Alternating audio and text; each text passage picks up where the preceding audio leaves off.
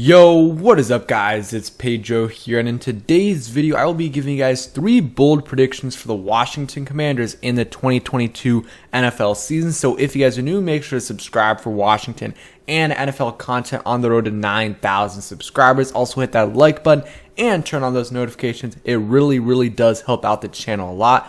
Now, let's get right into it. Also, comment down any bold predictions you guys have for the 2022 season for the Washington Commanders. So let's start off with these bold predictions, and they're going to be bold predictions for a reason. It's unlikely that they happen, but still, I'm going to be making some bold predictions. So the first one is Carson Wentz throws for 30+ touchdown passes.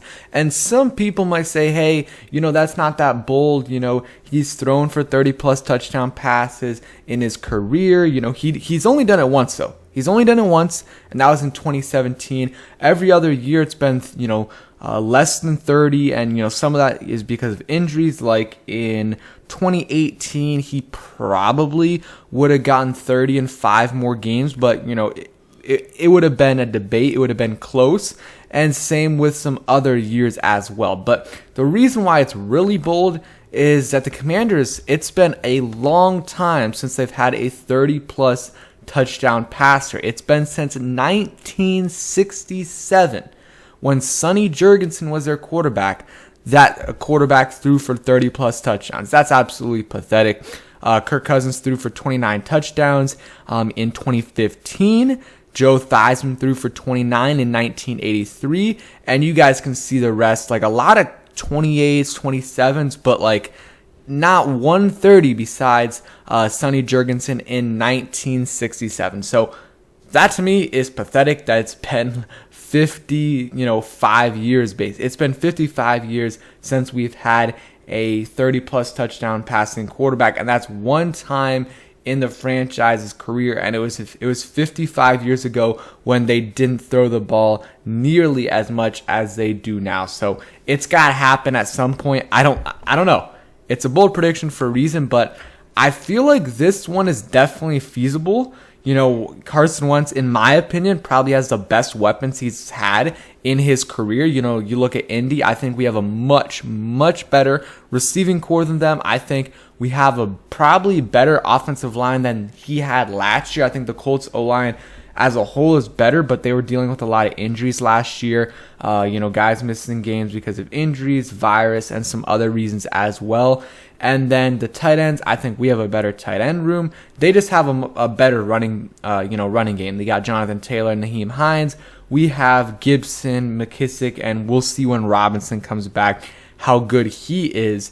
But, I think Washington has better weapons than the Colts did last year. And the Eagles, the Eagles had a really well-rounded team. They had a good offensive line. They had some solid running backs, but nothing insane on the offensive side. Like, they had solid receivers. They had Alshon Jeffrey. They had Torrey Smith, in the last, I think that was the last year of his career, maybe second to last year of his career. But they didn't have any insane weapons besides maybe like Zach Ertz. So I think these are the best weapons Carson Wentz has had, and he gets an extra game because they will be playing 17 games this year. He did get 17 games, last year, but before that it was 16 every year. So I think there's a shot he does this. Will I predict it? I don't know. I think it's going to be close. I think it will be really close for Carson Wentz, but I do think he can do it over a 17-game season with the weapons he has this year, and with Scott Turner, how he likes to,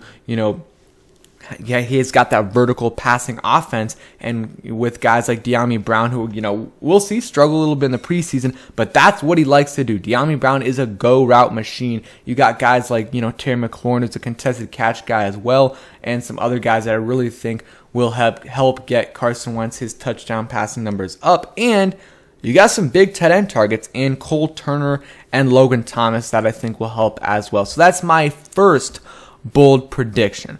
My next one, let's go to, Daron Payne. So I think Daron Payne will have a career year. So his, career high in sacks is 5 sacks, and that was in his rookie year in 2018. Ever since then, in 2019, he had 2, then 3 in 2020.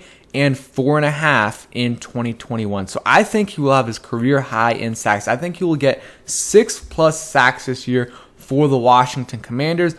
There's a couple reasons. First off, I think he has been a little bit better as of late. 2021 had a pretty solid season for the Commanders in terms of getting to the quarterback. 4.5 sacks. You add that extra game, I think that'll help him this year as well.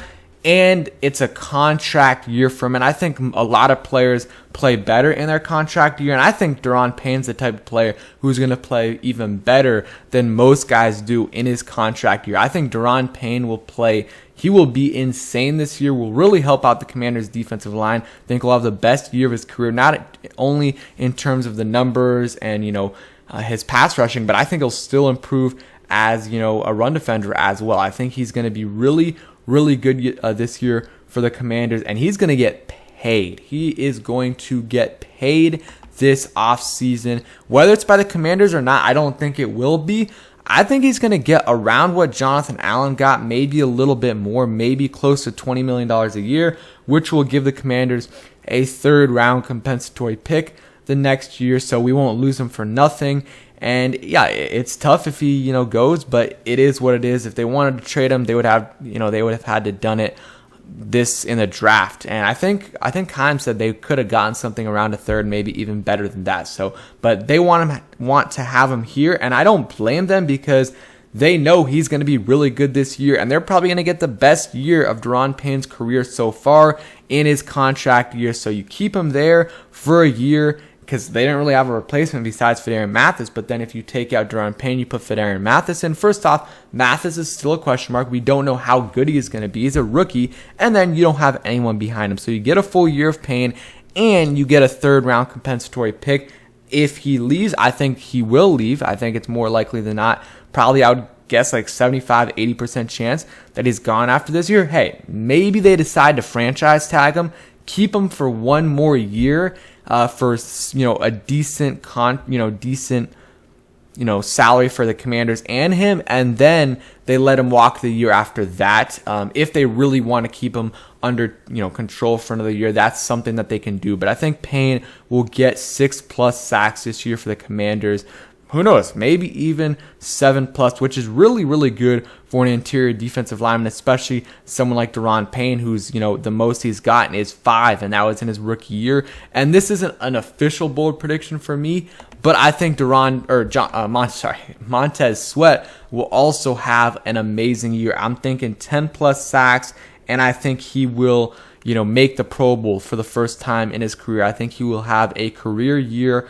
And especially with Chase Young out for the first 4 games at the minimum, maybe a little bit more than that, I think Montez Sweat will get like 11, 12 sacks to the Commanders this year. So that's kind of another mini bold prediction that I just decided to throw in there. So my next one is Jahan Dotson will win Offensive Rookie of the Year. So obviously it's a long shot that it happens, but again, a bold prediction for a reason. I just think Jahan Dotson is set up for success and set up to be an impact player right away. He's not a raw player. He's not a project like someone like Jamin Davis was and some of these other first round, rookie receivers are. This guy is polished, and a lot of people when we drafted him said he was NFL ready. He's the most NFL ready receiver out of this draft. So I think, I already thought he was going to have a solid year, but then you start to hear good things in minicamp, OTAs,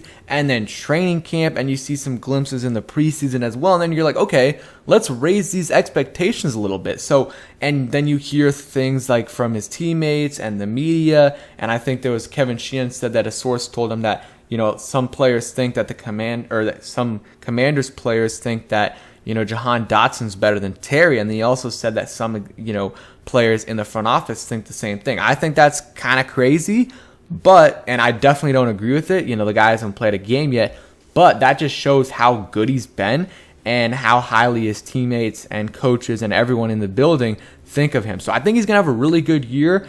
If I had to give a stat prediction for Jahan Dotson, I would probably I'll go like 810 yards and like 6 touchdowns, and then maybe like 5 rushes for 39 yards. So I think he'll have a really good year. And those numbers right there probably won't get him to be offensive rookie of the year, but he could. I think he definitely could get more than that. Like, if he really explodes, I could see close to 1,000 yards, maybe around that. I mean, Terry did it, and in 2019, and I don't think Jahan's Terry, but he's NFL ready, and he's got a solid quarterback throwing him the football. He's got good receivers around him, which will, he's not going to get more attention than Terry. He'll be getting some attention, but not all of it like Terry has gotten the last few years. So I think that will help him out a ton as well. And I don't know, you look at, let's say Drake London, who was, the first receiver drafted. He's not in the best situation in terms of, his offense. There's no really other good receivers around him, so he's going to be getting all the attention. He will get more targets, but he also doesn't have a great quarterback in Marcus Mariota. You look at, Chris Olave. He's in a solid situation. He's another NFL-ready guy. He has Jameis Winston as his QBs, Garrett Wilson doesn't have a great situation with, Zach Wilson as his QB. And then you look at, the quarterbacks. There's no quarterbacks that are, 100% starting week one. I don't even think there will be a week one starting quarterback. Maybe Kenny Pickett, Malik Willis isn't starting, Desmond Ridder isn't, Sam Howell isn't, Matt Corral's already out for the year. A lot of the times it's a rookie QB, but that's out of the window.